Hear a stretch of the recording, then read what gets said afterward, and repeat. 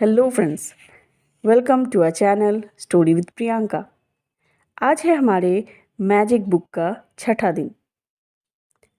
जादू की तरह काम करना। अपनी किसी भी गतिविधि, कला, शिक्षा या योग्यता को ले, इसे लेकर इसे इतने आगे तक धकाएं जहाँ तक कि यह पहले कभी नहीं गई थी, मुहाने से भी आगे तक। तो आप इसे जादू के क्षेत्र में पहुंचाने के लिए विवश कर देते हैं। यह कही गई है टॉम रॉबिन्सन द्वारा। ऐसा कैसे हो सकता है कि एक व्यक्ति जो घोर गरीबी में पैदा होता है, शून्य से शुरुआत करता है और जिसके पास बहुत कम शिक्षा होती है, वह आगे चलकर राष्ट्रपति या मशहूर हस्ती बन जाता है या कारोबारी साम्राज्य खड़ा करके संसार के सबसे अमीर लोगों में से एक बन जाता है। और ऐसा क्यों होता है कि दो लोग एक ही करियर की शुरुआत करते हैं, लेकिन एक करियर की सफलता की बुलंदियों को छू लेता है, जबकि दूसरा व्यक्ति काम कर कर के निढाल हो जाता है। सफलता खोई हुई कड़ी है कृतज्ञता की। सफलता खोई हुई कड़ी है कृतज्ञता की, क्योंकि आकर्षण के नियम के अनुसार आपको उस चीज़ के लिए कृतज्ञ होना पड़ता है जिसकी बदौलत सफलता आपकी ओर आकर्षित होती है। इसलिए कृतज्ञता के बगैर स्थायी सफलता पाना असंभव है। यदि आप सफलता पाना चाहते हैं या अपनी नौकरी या कारोबार में अवसर, प्रमोशन, धन, ज़बरदस्त विचार, प्रेरणा और प्रशस्ति जैसी अच्छी चीज़ों को बढ़ाना चाहते हैं, तो आप अपनी नौकरी या कारोबार के बारे में कृतज्ञ होना अनिवार्य कर दें। आप में जितनी अधिक कृतज्ञता होगी, कृतज्ञ होने के लिए उतने ही अधिक अवसर आपके पास आएंगे। और अब तक आपको यह समझ आ चुका होगा कि अपने जीवन में किसी चीज़ को बढ़ाने के लिए आपको उसके लिए कृतज्ञ होना पड़ता है जो आपके पास पहले से ही है। जिसके भी पास कृतज्ञता है उसे अधिक दिया जाएगा और वह समृद्ध होगा। जिसके भी पास कृतज्ञता नहीं है, उसके पास जो है वह सब भी उससे ले लिया जाएगा। जब आप अपने कारोबार के लिए कृतज्ञ होने लगते हैं, तो आप खुद से ही अपने काम में अधिकतम मेहनत करेंगे। और जब आप अपने काम में अधिकतम मेहनत करते हैं, तो अपनी ओर आने वाले धन तथा सफलता को बढ़ा लेंगे। यदि आप अपने कारोबार के लिए कृतज्ञ नहीं हैं, तो आप स्वतः ही इसमें कम मेहनत करेंगे। इस तरह जब आप कम देते हैं, तो आपको मिलता भी कम है और आपकी ओर आने वाली चीज़ें भी कम हो जाती हैं। फलस्वरूप आप अपने कामकाज में भी कभी खुश नहीं होंगे, कभी अनिवार्य से अधिक योग्यता नहीं देने पर, जिससे आपकी नौकरी भी जा सकती है। याद रखें, जिसमें कृतज्ञता नहीं है, उसके पास से वह भी ले लिया जाएगा जो उसके पास है। आप कृतज्ञता की जितनी मात्रा देते हैं, उसी अनुपात में आपको प्रतिफल भी मिलता है।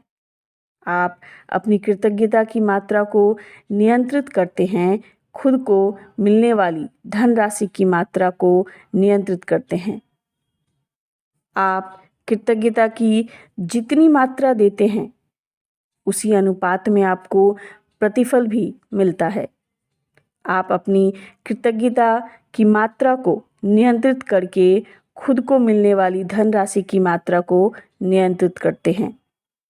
यदि आप किसी कारोबार के मालिक हैं, तो आपके कारोबार का मूल्य आपकी कृतज्ञता के अनुसार बढ़ेगा या घटेगा। आप अपने कारोबार, ग्राहकों और कर्मचारियों के लिए जितने अधिक कृतज्ञ होते हैं, कारोबार उतना ही ज़्यादा फलेगा, फूलेगा और बढ़ेगा। जब मालिक कृतज्ञ होना छोड़ देता है और कृतज्ञ होने के बजाय चिंता करने लगते हैं, तो कारोबार नीचे की ओर फिसलने लगता है। आपको अपने कामकाज से प्रेम करना चाहिए, चाहे वह जो भी हो, और आपको अपने काम पर जाने को लेकर रोमांचित रहना चाहिए। इससे कम से कभी समझौता ना करें। यदि आप अपनी वर्तमान नौकरी के बारे में ऐसा महसूस नहीं करते हैं, या अगर यह आपके सपनों की नौकरी नहीं है, तो ऐसी नौकरी पाने का अचूक तरीका यही है कि पहले आप वर्तमान नौकरी के लिए कृतज्ञ बनें।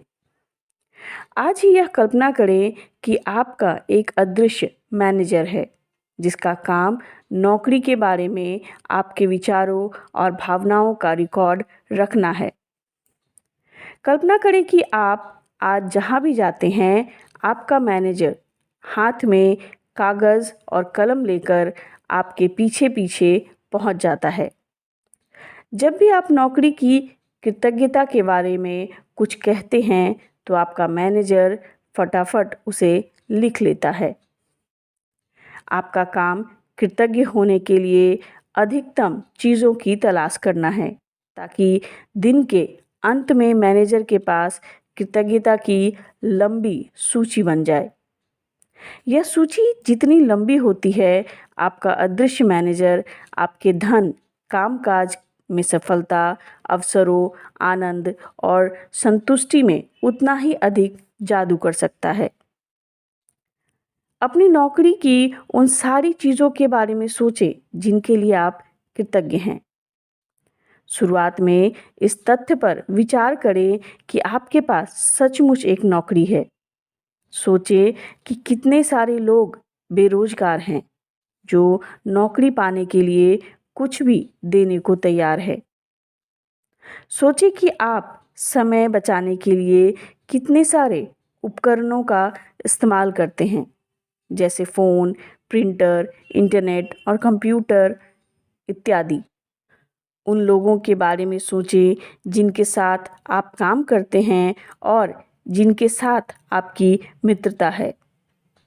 उन लोगों के बारे में सोचें जो आपके काम को अधिक आसान बनाते हैं, जैसे रिसेप्शनिस्ट, असिस्टेंट, सफाई कर्मी और डिलीवरी करने वाले लोग। इस बारे में सोचें कि तनख्वाह मिलते वक्त आपको कितना अच्छा महसूस होता है। अपने काम के प्रिय पहलुओं के बारे में सोचें जिन्हें करना आपको बहुत पसंद है। जब भी आप कृतज्ञ होने के लिए कोई चीज़ खोजें, तो हर बार अपने अदृश्य मैनेजर को लिखने के लिए विवश करते रहें और कहें, मैं इस इंसान के लिए कृतज्ञ हूँ, मैं इस काम के लिए कृतज्ञ हूँ। आपका मैनेजर आपको जितनी गहराई से कृतज्ञता महसूस करते देखता है, वह आपके कामकाज में उतनी ही जल्दी जादू करने के लिए प्रेरित होगा और आपके जीवन में अधिक जादू प्रकट हो जाएगा। वैसे यह संभव है कि आप एक दिन में ही अपने कामकाज के लिए इतनी सारी कृतज्ञता महसूस कर लेंगे कि परिस्थितियां तुरंत बेहतर नजर आने लगेंगी। याद रहे, खुशकिस्मती के अवसर संयोग से नहीं मिलते हैं, वे तो सिर्फ जादुई शक्ति के कार्य हैं। यदि यह जादू की तरह काम करना अभ्यास किसी वीकेंड पर या उस दिन पड़ता हो जब आप नौकरी पर नहीं जाते हैं, तो अगले ही दिन के अभ्यास पर जाएं और फिर जिस भी दिन आप दोबारा नौकरी पर जाएं, उसी दिन से इस जादुई अभ्यास पर लौटें। धन्यवाद। और अब जादुई अभ्यास चैप्टर 6, जादू की तरह काम करना। पहला है जादू अभ्यास क्रमांक 1। अपनी नियामतें गिनें। 10 नियामतों की सूची बनाएं। 1 से 3 तक के कदम दोहराएं। लिखें कि आप क्यों कृतज्ञ हैं। अपनी सूची दोबारा पढ़ें और हर नियामत के अंत में कहें, धन्यवाद, धन्यवाद, धन्यवाद।